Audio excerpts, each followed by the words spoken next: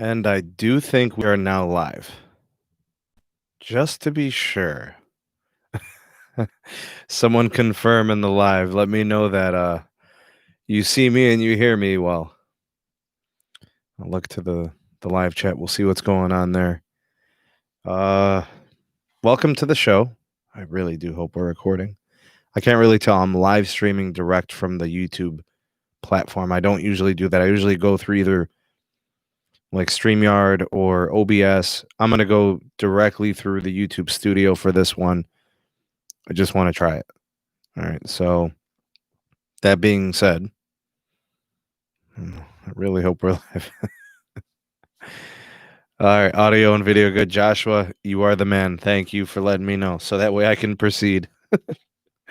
Hey, so just to let you all know, this is being broadcasted live on the Patreon page, and it will be broadcasting on replay to all of the YouTube viewers.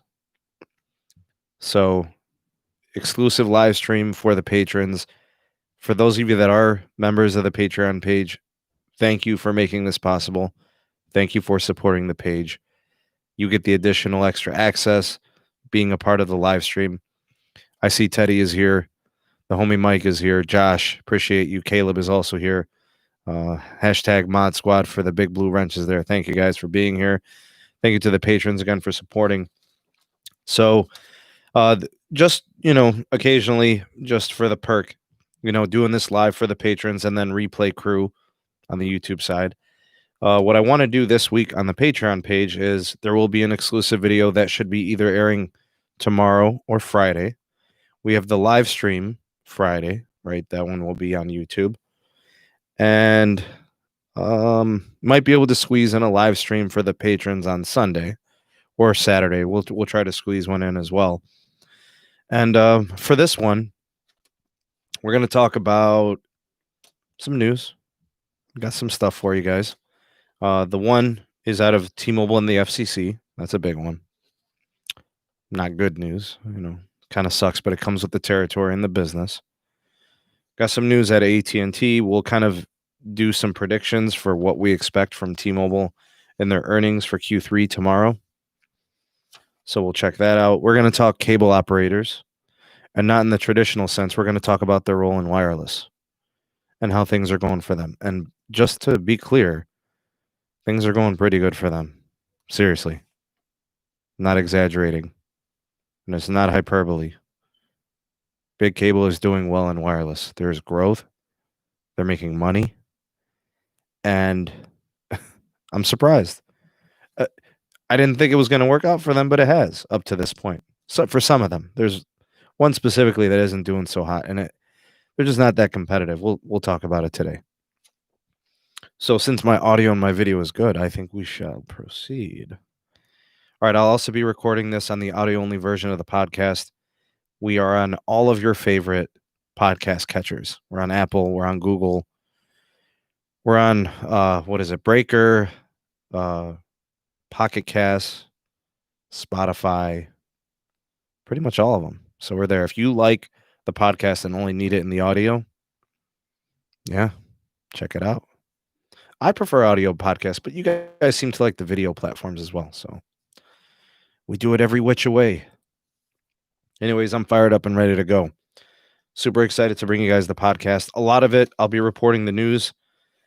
And then I'll be giving you guys kind of my twist, my take, my insight, if you guys care about my opinion, which I think you do, or else you wouldn't be subscribing to the podcast and to the Patreon page and YouTube. All right. Beginning the podcast with story number 1. This one on cable operators in wireless. So, like I said, I didn't really expect Big Cable to make a dent in wireless. Basically, what they are is they're MVNOs of the big mobile network operators. All right, so in this scenario, in this situation, you have companies like Charter, Altice, Comcast. They're doing their thing as a reseller of the MNOs. So, and specifically, it's Verizon for 2 of them, and then it was Sprint, now it's T-Mobile in this case. Kind of cover that. They're doing a lot better than I thought they would. If you would have asked me in 2016, would big cable be making a difference or making a dent in the wireless game? I would have told you no way. It doesn't even make sense. And then that kind of started to pick up in like the end of 2016, going into 2017. And I'm thinking to myself, is that really going to work? Like, are they really going to have business? Are they really going to offer a product good enough to sell and compete with the MNOs? And how much are the MNOs really willing to play? Like, is Verizon really going to be on board with this? Is AT&T going to be on board with this, or T-Mobile or Sprint or whoever it was at the time? But apparently it's working, because when I'm looking at these earnings and I'm looking at the growth on the wireless side for big cable, it's kind of happening and it's kind of a thing. I'm kind of surprised, although I think because customers are always looking for a good deal and they're always looking to simplify their pricing and looking to save money. I mean, even if a customer can save a couple of bucks a month, they might be willing to switch. And it may not seem like a lot of money to you, but in the principle, sometimes people are willing to make the sacrifices, even if they lose a perk or something here and there. If they're willing, if they don't need those perks or if they don't need those features, they might just see it better and more fitting for them to have, the reseller, the MVNO, I should say. So, anyways, to my surprise, it has worked for some of these companies. So let's look at Q3 numbers for some of the big cable operators as mobile network operators have leased them access. So the basic premise is Verizon is allowing companies like Charter and Comcast to use their network as, their MVNO. And things have worked out well. Let's start with Charter for Q3 of 2020. Over 360,000 net customer adds. And they're doing this over the Verizon wireless network in combination with their own hotspots that they do with Wi-Fi. They have been performing way above predictions. Pretty much every quarter for the last couple of years, Charter has been adding customers at a pretty sick pace. Teddy says, I wonder if Big Cable will buy out one of the major carriers. Some of them have some serious cash. It's not so crazy to ponder that. Wow. But I feel like the wireless operators right now are so big. That's maybe more of a partnership. But you almost think about that. It's like, could that be an issue of antitrust? Does the DOJ really want to open up that can of worms? I think that's where that comes into question. So Charter's doing great. Their numbers are tremendous. They're doing very well. I'm telling you, I did not see this coming. I did not think that Big Cable was going to be able to resell Big Wireless at a discount or at some kind of like modified plans that everybody was going to be happy. But so far they are. People are switching from big carriers to Big Cable for wireless. It's a thing. It's like 5, 6, 7, 8 quarters in a row. This is like legit. Altice, on the other hand, also an MVNO, not over Verizon like Charter. Altice is an MVNO. I think they had Sprint access. It's possible they also have calling on AT&T. I feel like I vaguely remember reading that somewhere or somebody telling me that or something. But Altice only added about 20,000 net adds, and they're operating on the Sprint and the T-Mobile side of things. They do have a collection of Wi-Fi hotspots as well. This actually brings Altice wireless customers up to 126,000 total. So they haven't really caught on. They're also the newest, so we do have to keep that in mind. The first ones were really Charter and Comcast. They date back a couple of years. I think Altice has been doing their thing for about a year or so. So Charter added 360,000, Altice only 20,000. By the way, Charter now has 942,000 subs added in 2020. They are approaching 1 million subs added this year. Based on the first 3 quarters trend, I think they're going to exceed the 1 million mark. They probably already have. The quarter 3 earnings were announced either earlier this week or last week. I forget what day it was. I wouldn't be surprised if Charter has already crossed over the 1 million ads for the year. And I don't know what exactly the precise number is for how many customers Charter has, but I would guess that based on the fact that they've been around for now just over a couple of years, I think they started selling in 2017. I would bet that they're over 2 million customers now. So again, I have to call a spade a spade. I was wrong. I didn't think that big cable was going to have any success or catch any traction in wireless. To me, it didn't make sense back in 2016 when I was hearing about it. I didn't see it, but it works. They've been competitive pricing and customers are happy with the service and they're getting the features and the plans they want. So it works. And I think everybody's happy. Teddy says, what about AT&T and Spectrum? What happened with that in Time Warner? Nothing there, right? Spectrum is directly in relationship with Verizon. So, yeah. Alexis, good to see you. Glad you could be here. Thank you for stopping by. Talking big cable and wireless. All right. Comcast, also an MVNO of Verizon, they added 187,000 wireless customers this quarter. They now have 2.6 million wireless subs over the last couple of years. So to kind of backtrack, Charter and Comcast with Xfinity and Spectrum are absolutely thriving in wireless. Both of them likely have over 2 million customers right now. I know for a fact that, Comcast does, Charter likely does as well. This is pretty crazy. They're doing well. So it begs the question, who are they taking postpaid customers from or prepaid customers or whoever?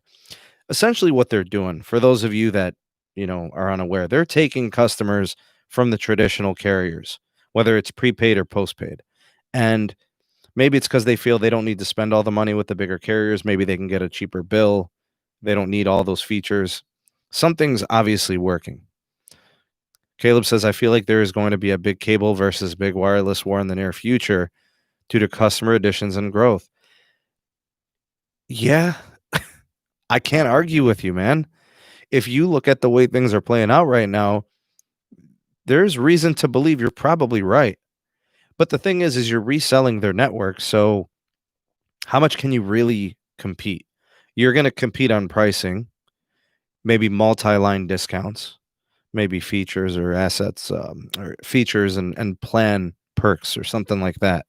You can compete on that level, but the network is there. So you couldn't distinguish yourself from the access, right?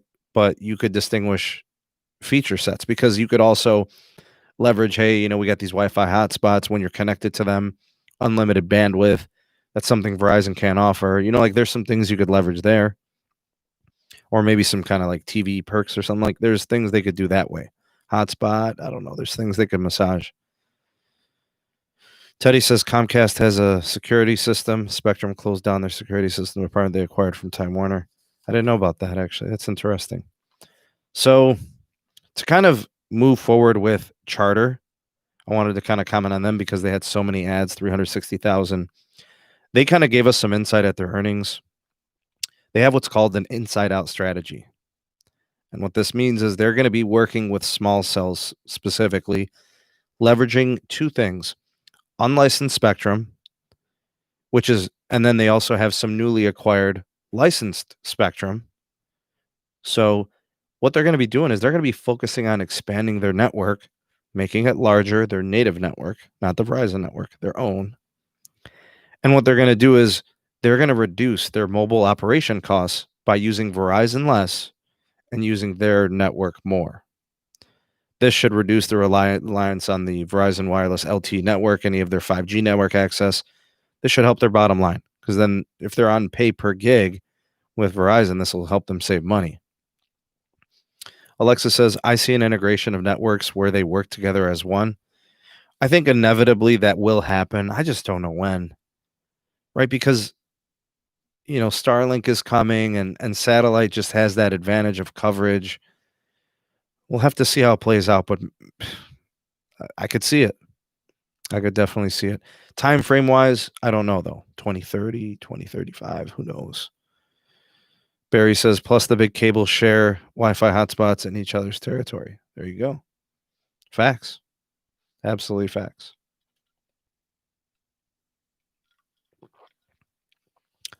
So with the reduction on the mobile operation cost with Verizon and the emphasis on their own Wi-Fi hotspots, they're going to be deploying their CBRS, newly acquired CBRS licenses this year, moving into 2021, I should say.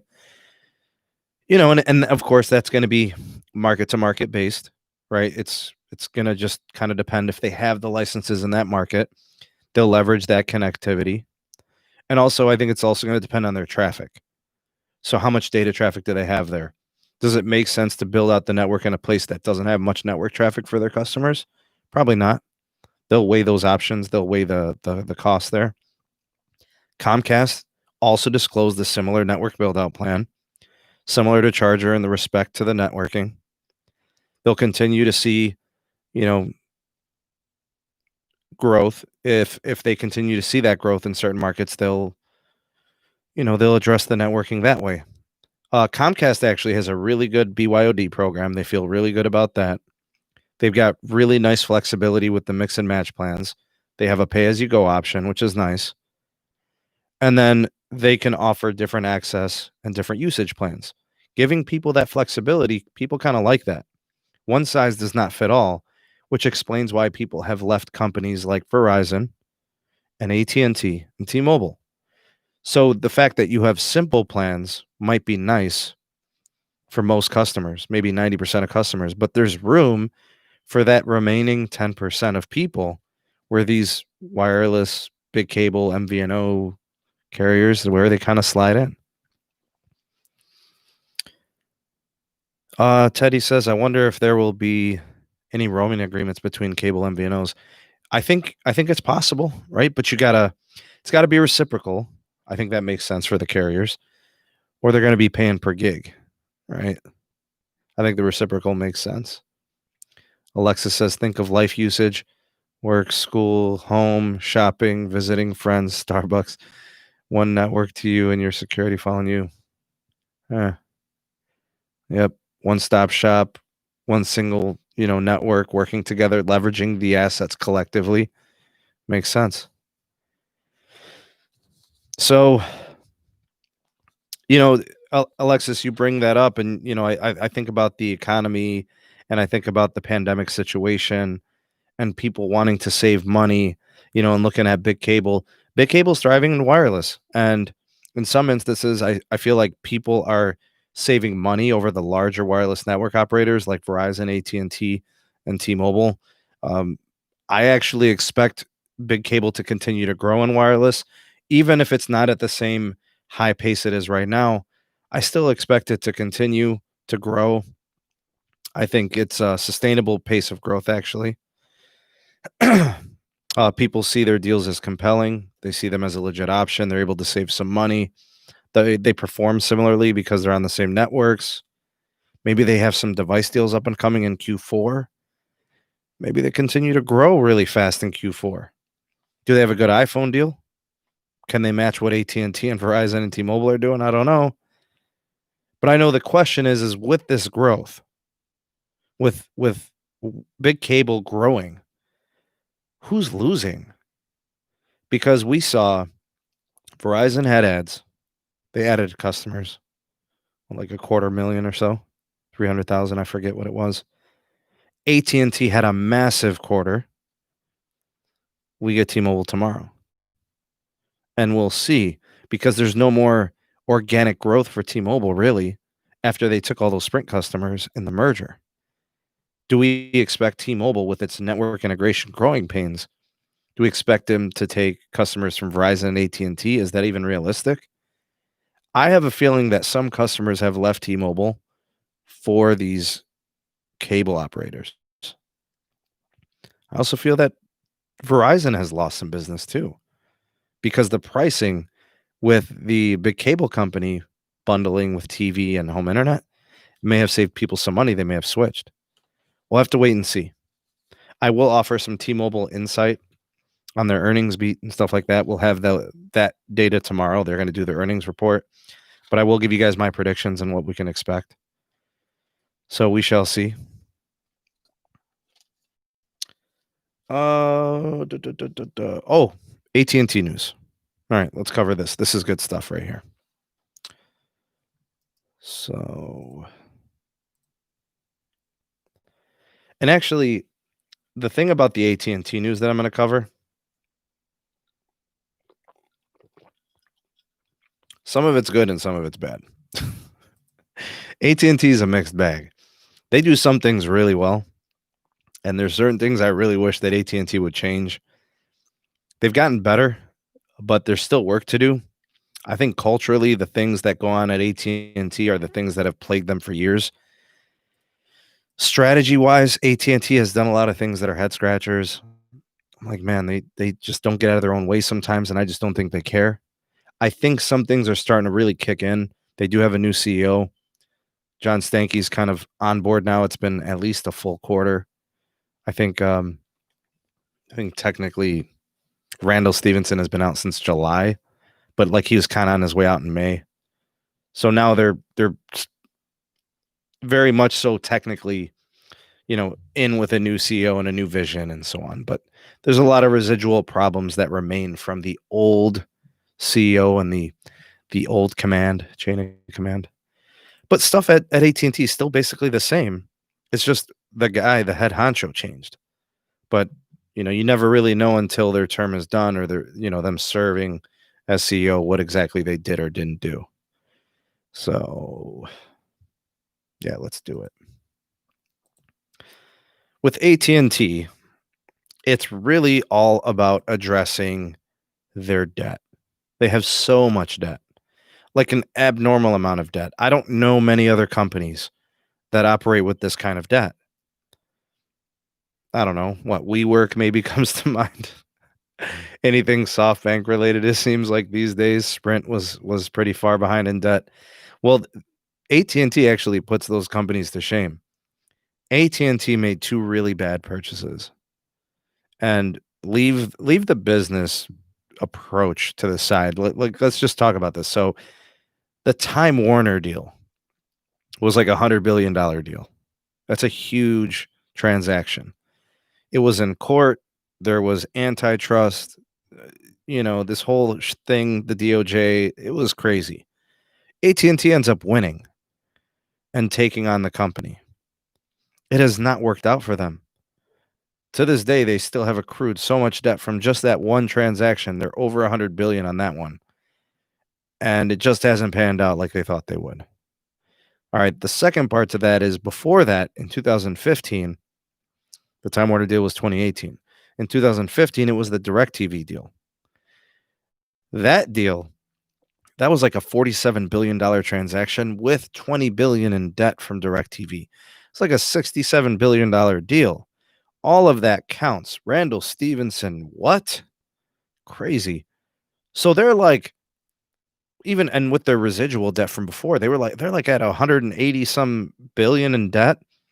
I think they're able to work down about 30 billion of it over the course of the last year.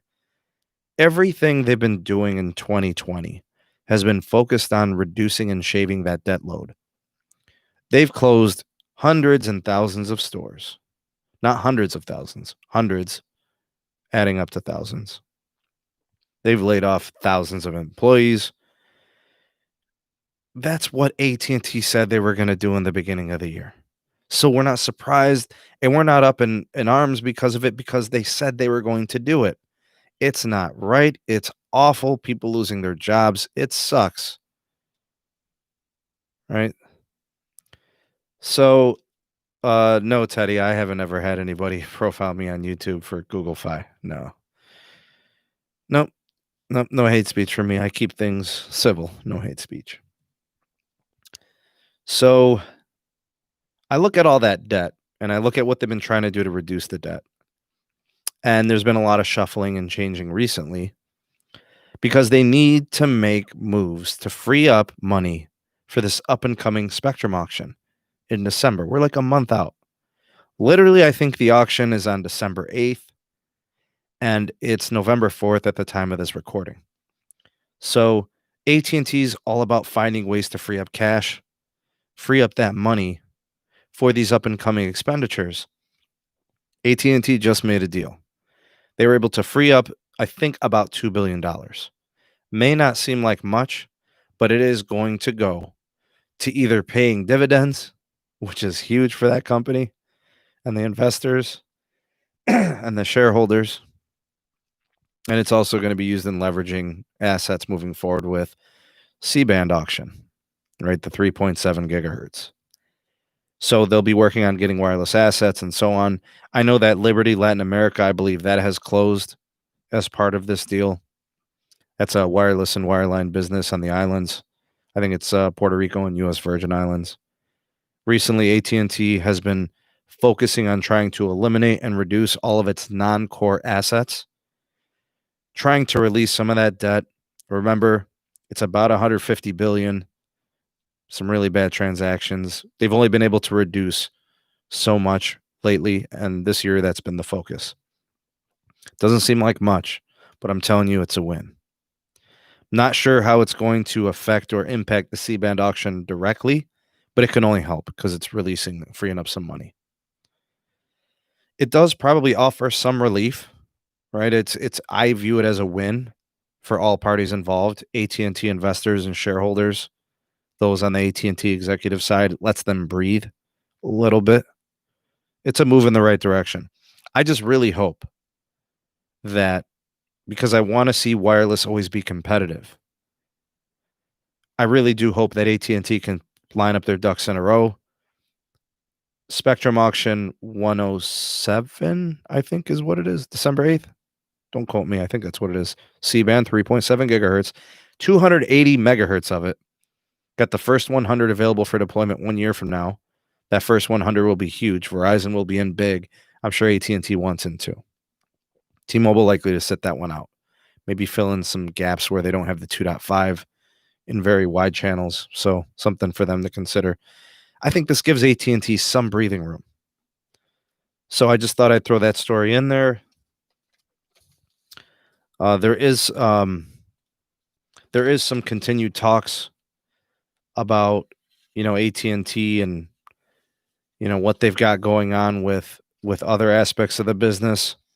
The most recent news I have about AT&T is that they're looking to be auctioning, selling, taking bids for DirecTV, AT&T Uverse, and AT&T Now. And they're looking for a 30 to 50% minority sale of those assets and the business. They would be conceding business operations. So whomever takes that minority stake would end up operating those business assets, never really owning it all the way. They'd be minority owner. So AT&T would still withhold that. Some really tough terms there. I don't know if AT&T is going to get what they want. All I know is that word on the street is that DirecTV's value is down to $15 billion, which sucks because they paid with debt like $67 billion for it. So they're taking an L, 100%. But I think what they're viewing it as is they're viewing it as an investment that could pay long term. I just don't know if it's there, especially if you're going to give away half of it, right? 30 to 49% of it. So you can always kind of retain it. Teddy, we could talk about T-Vision at the end, man. I'm just kind of sticking to the script for now.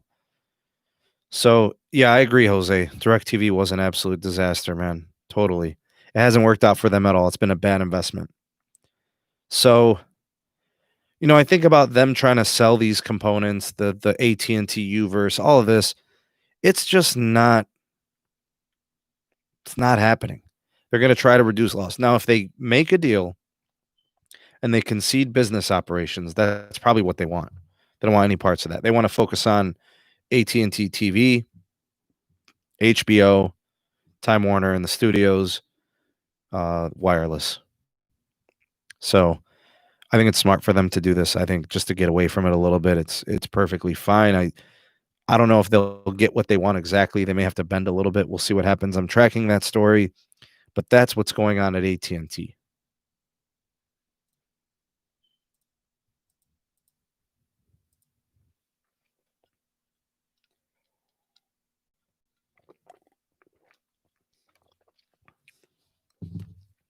And I don't know if it's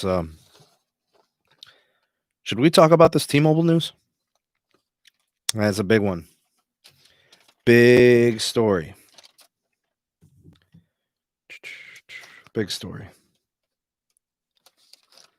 All right, so I think some of you have actually probably already read this. This was a pretty big story today. I don't mean to pour it on. Sorry. If you don't like hearing T-Mobile bad news, don't get your magenta panties in a bunch. I know how the pink Kool-Aid drinkers are. You guys are tough. All right, so this is T-Mobile news, and it's not good news. It's definitely bad news, and it hurts the pockets. The third item for today is T-Mobile / FCC news. T-Mobile has reached an agreement with the FCC to pay a $200 million FCC fine, the largest of its type. Mike West, I figured you'd like that, man. They reached a settlement on a lifeline abuse issue. This actually stems back as a problem with Sprint. Not really directly T-Mobile, I guess we can't really blame T-Mobile for this. It was actually Sprint. Sprint was claiming lifeline user access, claiming that users were active lifeline customers, but in actuality they were not. They were saying that they were active when they hadn't been active for several months or something like that. So they were falsifying how many customers were actively using lifeline services to the tune of like 885,000 subscribers of Lifeline. Total abuse, 100%. Sprint was tripping. They claimed it was a clerical error, logistics, mistake. No. This is absolutely fraudulent activity. 100%. They knew what they were doing. There are checks. There are things that you have in place to reduce and eliminate these things from happening. Sprint was doing this on purpose, 100%. There's no way, and on God's green earth, you're going to tell me that Sprint made a mistake.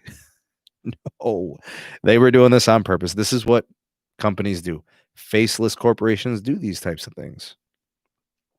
Do it now and worry about it later. Make the millions and then pay the millions in fines later. Maybe you don't get caught. Eventually they do, but for how long do they pull it off? So the investigation by the FCC took place over the course of last year. I do believe it was first being investigated in September of 2019. The $200 million penalty will be paid to the U.S. Department of Treasury. This Lifeline service is a low-income qualifying program for people to get service whom under normal pricing cannot afford it. Therefore, it's either free or subsidized with discount. Sprint was not unenrolling inactive users of the Lifeline services, claiming that these customers were still active for the sake of the funding. This dates back all the way to 2017. The $200 million, again, is a record-setting fine of this type from the FCC. Now I think I know why the FCC didn't fine T-Mobile for the summer outage. I literally think they saw the writing was on the wall to fine Sprint for this fraudulent activity. And, T-Mobile's got to front the bill because Sprint no longer exists. As a company, no go. So T-Mobile's going to be paying that. Who gets the money? The FCC, the FTC. It says the Treasury. So I'm going to go with U.S. Treasury General Fund. I think what should happen is that money should be directly put into the program for reinvestment or put it into rural broadband build-outs for networking. So, I don't know. $200 million fine that can be used to slightly improve the network. See? Yeah, I'm there. I'm thinking the same thing, but hey, there has to be a cost. There has to be a fine, or else you're setting a bad precedence, right? It becomes an issue like you don't want this to happen again. You don't want it to be just like a slap on the wrist. It may seem like just a little bit of money, but I think $200 million hurts, especially when the company had nothing to do with it. Like T-Mobile had nothing to do with this. I mean, what, the merger happened in April. The deal, closed in a couple of years ago, 2018 or 19 or something, 19. So, yeah, that fine hurts. That's definitely going to set back T-Mobile a little bit. Money that could have been used to deploy network and integrations and network upgrades. Disappointing, but hey, it's all part of the business, right?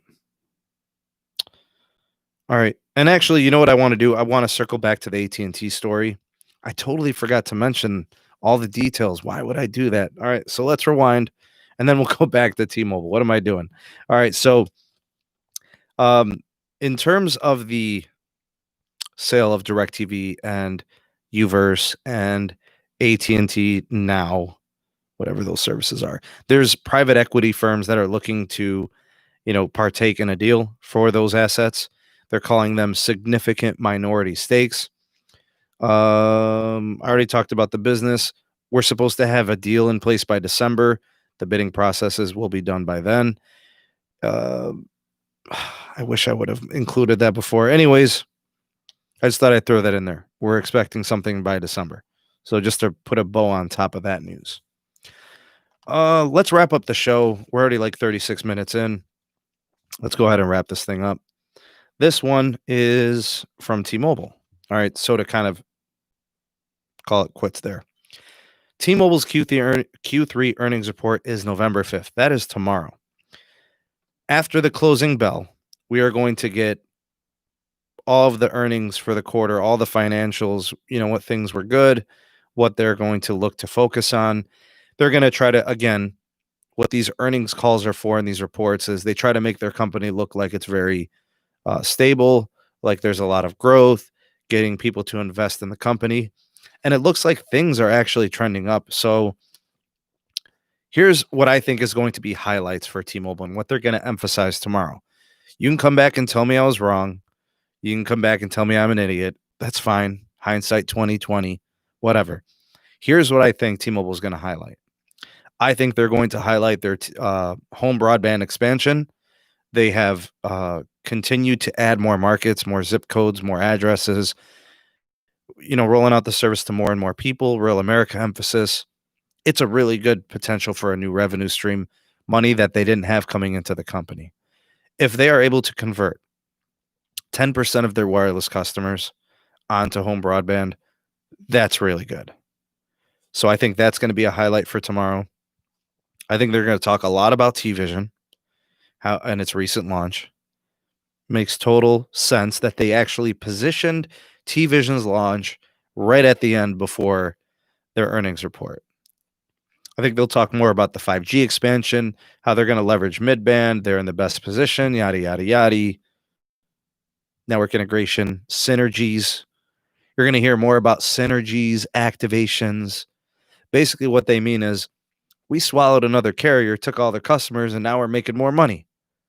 And because we have scaled higher, the profitability is higher. The ARPU is higher. Average revenue per user. Now, really, it's average revenue per account, or ARPA. And that's why I think the home internet and the T-Vision piece makes sense for them. Add more money to a customer's bill.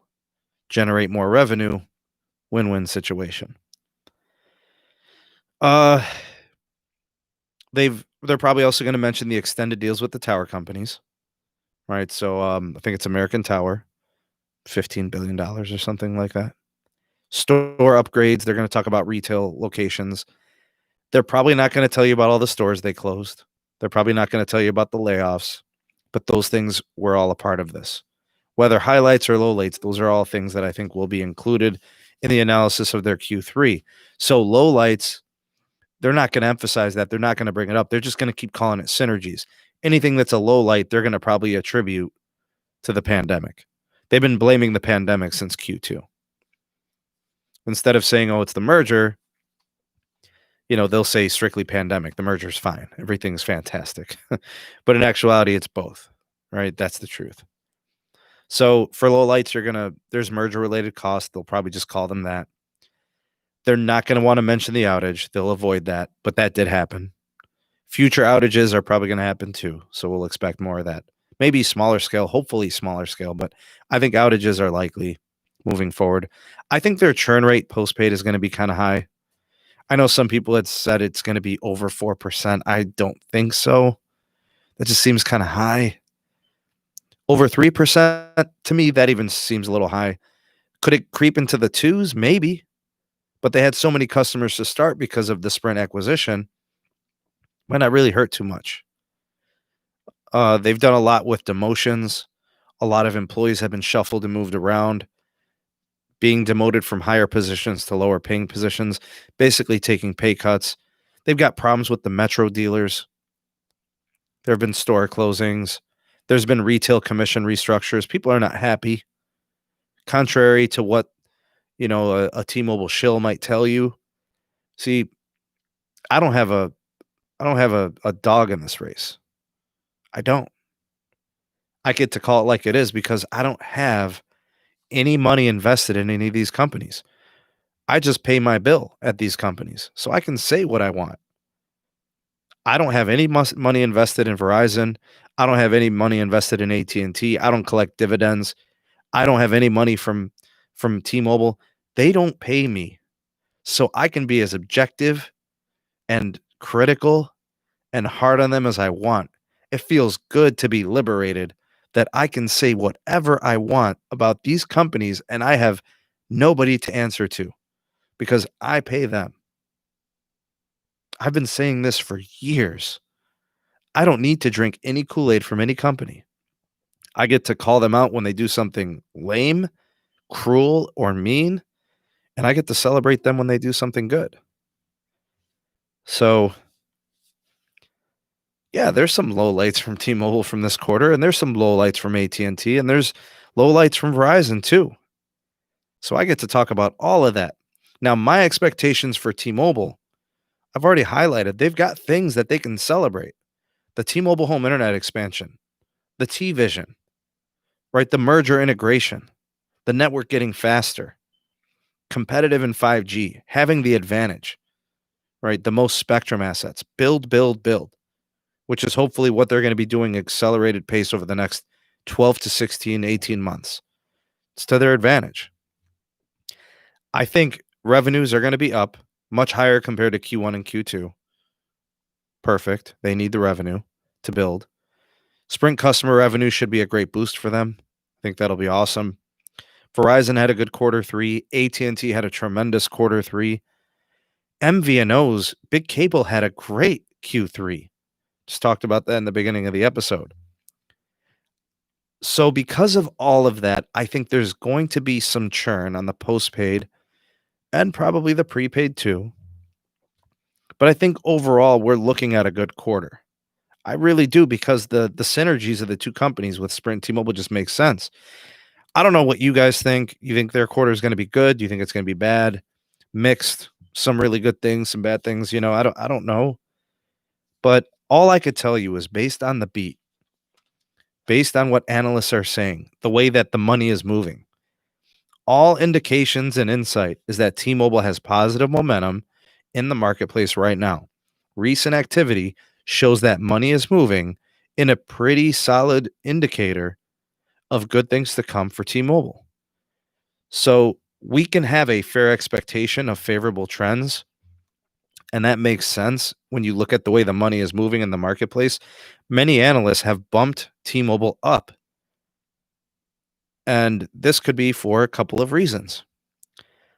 I think the home internet broadband expansion is a piece of this. That improves their revenue. T-Vision just rolled out last week and got deployed this week, grand scale launch. That's another revenue stream. And there's demand. People want it. Then they've got the synergies. They're starting to pay off. You've got two bodies of customers paying one company. They just added huge market share. They went from what, like 86 million customers to like over 120 some customers postpaid. So this is boosting their cash flow without a doubt. They're doing stock and share buybacks.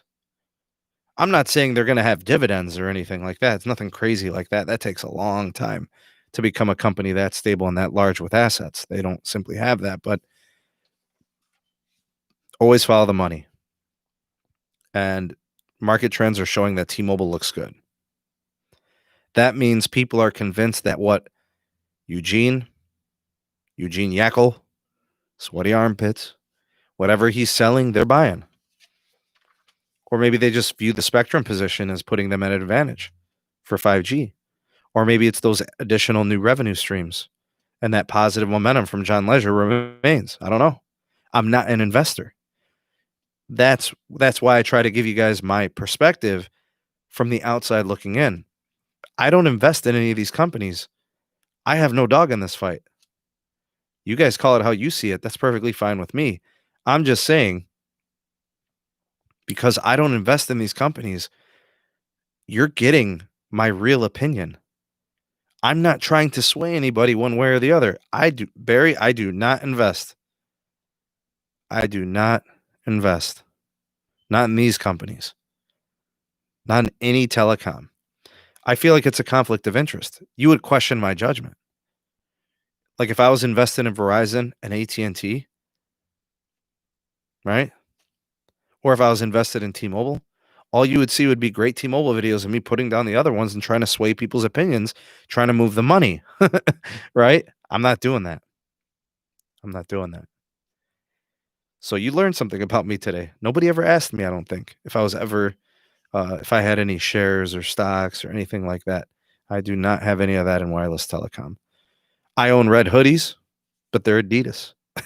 I own blue track jackets, but they're Adidas. They are not Verizon hoodies, and they're not AT&T jackets or anything like that. All right. That wraps up the audio-only version of the podcast. Thank you for listening. Appreciate you being a part of the community, and thank you for supporting. And on the Patreon side, what is up, y'all?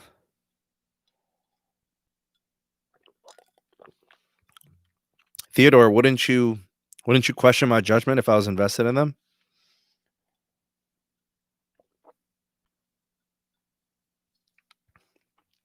I feel like you want the real. I feel like you want somebody's honest opinion without any type of sway. Alexis says, from their view, the pandemic is almost over. It is gone in the next 6 months. You think so? Think that's what they think, though? Do they believe that?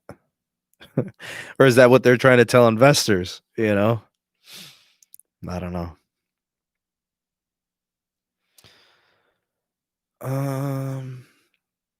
Wow. Okay, so it's already been 48 minutes. I think I'm going to leave it at that. Content coming to the Patreon side, content coming to the YouTube side. Appreciate you all for being here. Yeah, that's right, Caleb. I only sell bridges in Brooklyn and oceanfront properties in Idaho. That's all I do. Let's wrap this up. Big shout out to the patrons. Thank you for supporting the SMT Productions. Thanks for supporting the page. Thank you to the 2 Live crew, hashtag 2 Live crew if you watch this on the live, hashtag replay crew if you watch this on DVR on the YouTube side of things. Thank you for supporting. Give this video a like and a share. If you got Instagram, Twitter, Facebook, whatever, share this there. That would be awesome. Thank you. Don't forget to like this video. Thumbs up. It's important. Check out some of the links in the description box. If you want to be a part of the community, take it to the next level. We got a Patreon link down there. We have the Twitter handle there as well. All the podcast catcher links are there. All the podcast platforms were on there. And that's pretty much it. I'm going to wrap it up. I got to get to going. It's been awesome. Thank you guys for being here. Thank you for listening. Thank you for being a part of the community. And we hope to see you soon on the next one. Peace.